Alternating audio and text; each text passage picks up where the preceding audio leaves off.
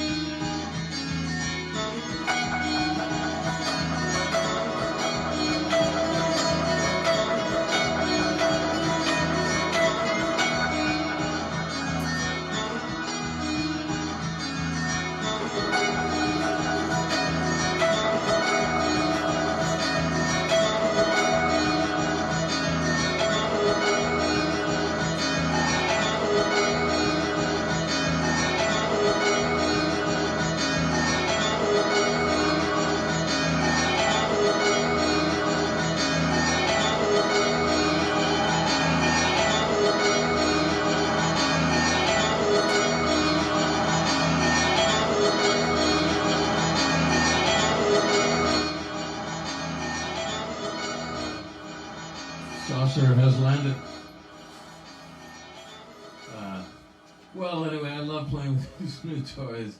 I know. I was on an anti-effects Jag for a long time, but there's just something about a good one. Once upon a time, they made some good ones. They're still making them, but you got to really seek them out carefully. So now I'm in that mode, and I got a few, and I dusted off. Oh, some boxes that were sent to me years ago when TC Electronics and I had a little relationship. And if you're into their stuff, I think it's really good for the bucks.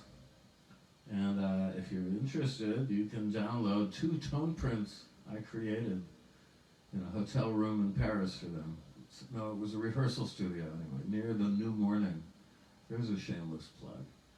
Very good jazz world music club in the center of Paris. Anyway, so, but I stripped them down again because everything went south on me in the last few days, technology-wise.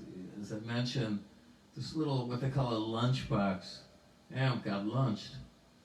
This thing weighed a ton, but it really kicked out the jams, and it had some circuitry in there that was not terribly far afield from the Tom Scholz Rockman, of which I also have a drawer over there. I really like that one. I haven't used that in a while, but I did use it in a recording studio in the earliest days of my career. So if you check out a track called King Strong, which was actually maybe the first recorded evidence of my guitar work. I know I did demos with Roland McGinty of the Wooden Tops right in that same period, but I think even before that I went into Unique Studios, which was a happening studio. A lot of dance music was being recorded there. And I was friends with the Tackhead crew of Adrian Sherwood, Keith LeBlanc, Skip McDonald, and Doug Wimbish. And Skip and Keith helped me create that track. They were really good, but I remembered I was playing the solos through the Rockman into the board, and it sounded good. And that Tom Scholz guy really, knew a thing or two. In fact, one of my favorite films of the last 10 years or so is called The Men Who Stare at Goats. You may have seen it. It's about the supposed PSYOPs, secret paramilitary operation. I'm sure it exists, in which they were trying to apply Jedi warrior principles of mind control and other stuff that really doesn't have a name on it. Captain Beefheart, Don Van Vliet, definitely had a touch of it at times. I wouldn't say he could control this energy, but anyway, it's a very entertaining film with a great cast: George Clooney, Kevin Spacey, and some other great actors. But it closes with More Than a Feeling, the anthemic song of Boston, which everybody in the universe was touched by, and certainly is a classic rock classic, one of the best. Anyway, that's the Rockman, but I think I did a little bit of the pedal explication last time, so I won't bother you with it, other than the sense of clearing up the area over here, as I have to do from time to time, given this space situation, which is not to say, well, you see, Lulu, there you go. She's kicking against the guy outside in the hall that she senses. She's actually doing her job as a schnauzer, a mini schnauzer too. They're particularly loud, piercing barks, as we only learn to our chagrin after acquiring her at Parrots and Pups on Christopher Street, her ancestral, not really her ancestral home, but anyway, Germany is her ancestral home. These dogs were actually developed and bred in the Middle Ages to be rat dogs and to catch plague rats. I wish they could sick them on Omicron virus. That would be difficult. But, or any of the subsequent variants which are potentially heading our way. No, they were good though as coach dogs, insofar as if you were in a stagecoach traveling through Germany or any place in Europe where you might have a schnauzer dog at your disposal. If a brigand accosted you, like, stand and deliver style, I'm thinking of the great Monty Python John Cleese sketch about lupins. Stand and deliver your lupins. some dog like Lulu would leap out at them, and protect their masters. They're hot-wired genetically to do this. Somehow they were trained. So whenever she hears any rattle of anything out in the hall, it could be one of the stewards in this large apartment building complex vacuuming, the common area out there, or something, or a neighbor putting his key in the lock, she freaks and she starts to bark because she thinks we're right on the cusp of a home invasion. And maybe we are, but I don't really feel that way. I don't feel paranoid about this, but that's only to say once, I don't know if I told you this story, but we weren't really using air conditioning for a couple of years. We were roughing it. I know people on the West Coast have to have this, and we had some pretty mild summers, so after the last one broke down, we had a summer or two without them. Eventually replaced them, but in that summer, I would leave this front window open, where it is sort of my second position for these live streams. I haven't been there in many a day. I've been kind of playing electrically through the effects for it. Anyway, one night, or one morning, earlier in the morning, an errant seagull, of all things, got in the apartment, flew in, I don't know what attracted her here, and was furiously beating its wings on the ceiling, smacking its head on the ceiling, bloodied the ceiling, and Lulu slept through this whole thing, like some guard dog. I had to eventually call the super, came up here with a broom, and shooed this unfortunate creature out the window. I mean, that was the humane thing to do. But wouldn't you know it, about 2 days later, the same bird came back and repeated the same action. And we had, again, some of the super did her duty, and Lulu slept through the whole thing. But, I shudder to think what she might have been capable of, at least in the barking department, having seen this invasive species all of a sudden in the apartment. We get giant water bugs too, so she hates those. So what good are you? No, just kidding. We love this dog. And okay, today is International Holocaust Remembrance Day. I don't mean to inject such levity in the proceedings. I've posted a clip on Facebook and other social media sites of me performing 5 years ago at the General Assembly before the UN, doing a Janacek arrangement of mine of a piano piece originally called On an Overgrown Path, the Allegro, from the second book of this piece of music. And what can I say?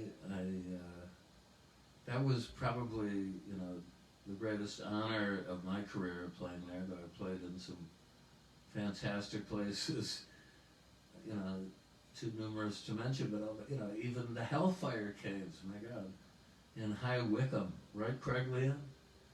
Juliana Mahler. They will tell you I was invited to play at the wedding of Alec Mahler and Juliana Mahler.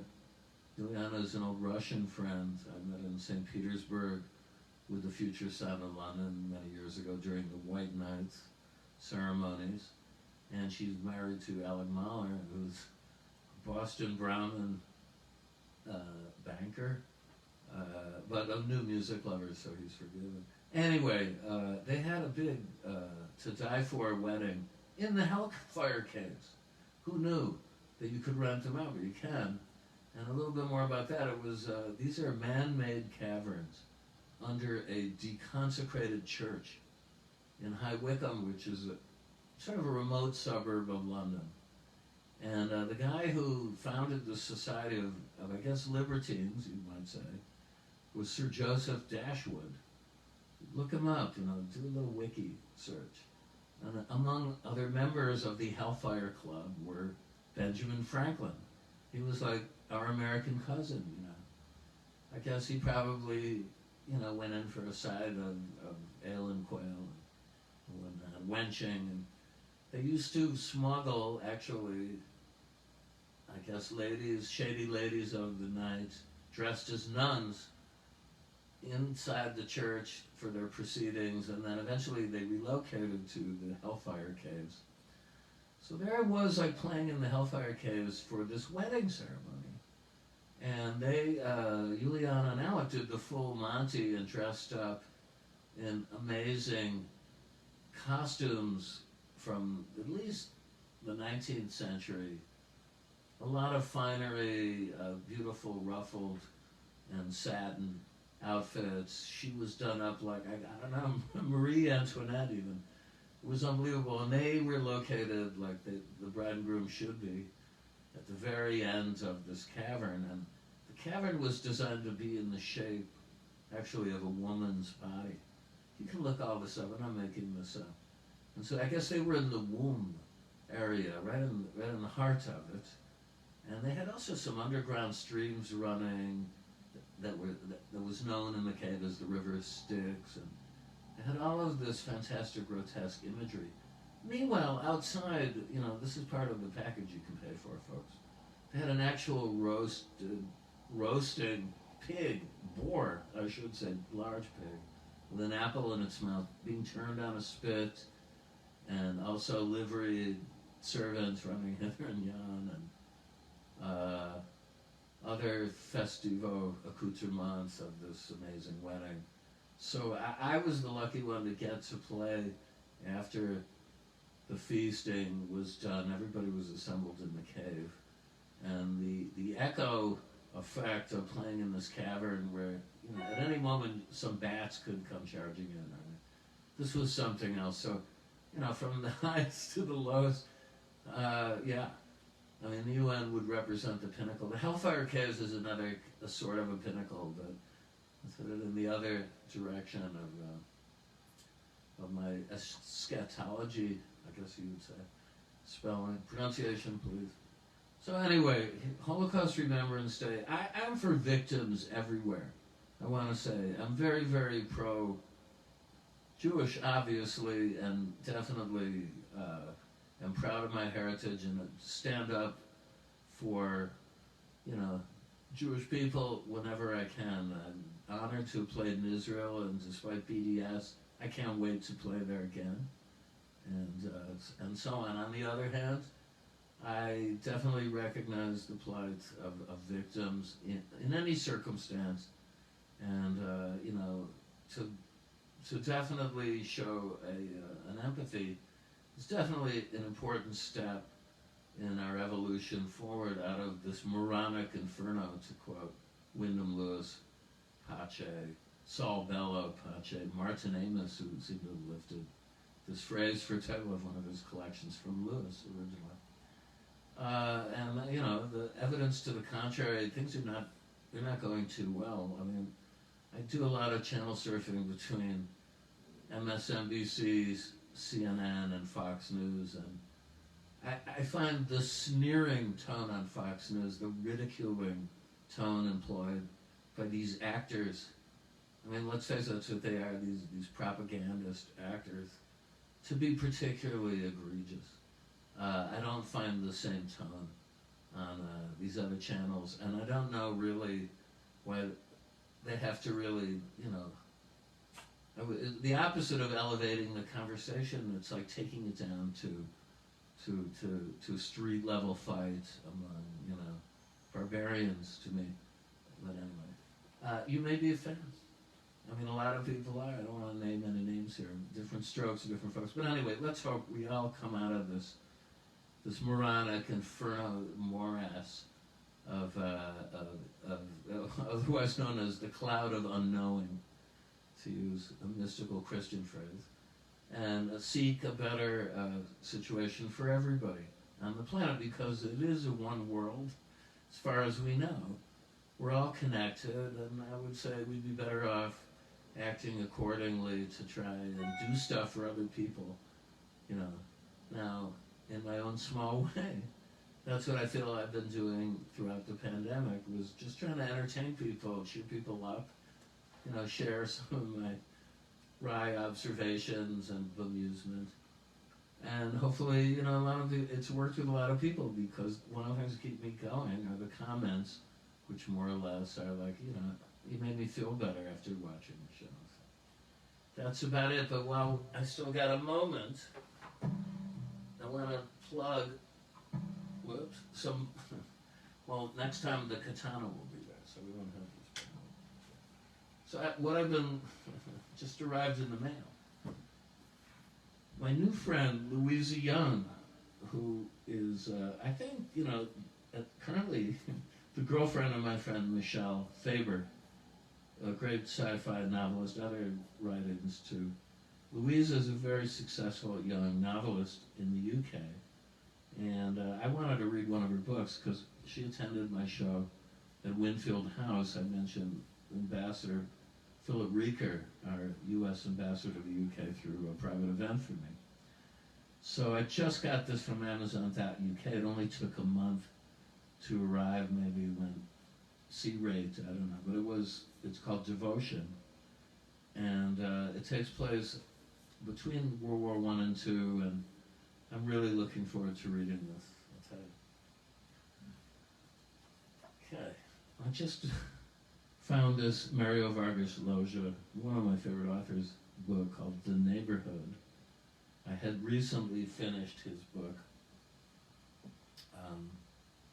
which was quite good. Kind of a sequel to The Feast of the Goat, which is a terrific book, but very, very, very strong meat, certainly the end of it. So he has a new book called Harsh Times, which is about what happened in Guatemala, the original Banana Republic. That's how they got the name Banana Republic. Check it out. And having loved Tinker Tailor Soldier Spy, at least in the version that was made by Tomasz Anderson, who did Let the Right One In, starring the best, currently probably the best British actors around, Tom Hardy, Gary Oldman, Benedict Cumberbatch, Toby Young. Just an amazing, I could go on, others. So I broke down and got the book by John le Carré, and I started this. Sometimes I have like 2 or 3 going at the same time. And I think the film is a kind of a puzzle. I showed it to Caroline recently, and she was grateful that I'd seen it about 6 times, so I could kind of explain it. It's like a puzzle, and it may not make total sense the first time you see it, but if you see it a few times, you'll get deeply involved in it. Now I want to see the series that Alec Guinness made. I think it's a 5-parter for the BBC.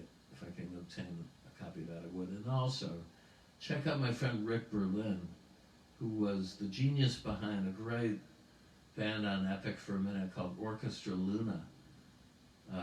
Based in Boston, they were a really indescribable mix of jazz, rock, showbiz tunes, timpanelli, theatrical stuff, glam.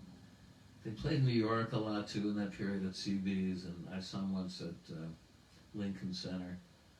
But they never did really catch on in a big commercial way. But Rick has gone on to do numerous new projects and bands, and he sent me some new music recently. But he has a book out called The Big Balloon, which is a memoir of his time on Earth up to, he's now 75. And it's a great read. It's so good. It's like really episodic with a lot of photos day after day. It's a compelling read, so please check that out. I think I posted about it. And that's it. That's all I got to say for today. That was a mouthful. Thanks again for tuning in. And with luck, I'll be with you again on Saturday, all right? Love you guys.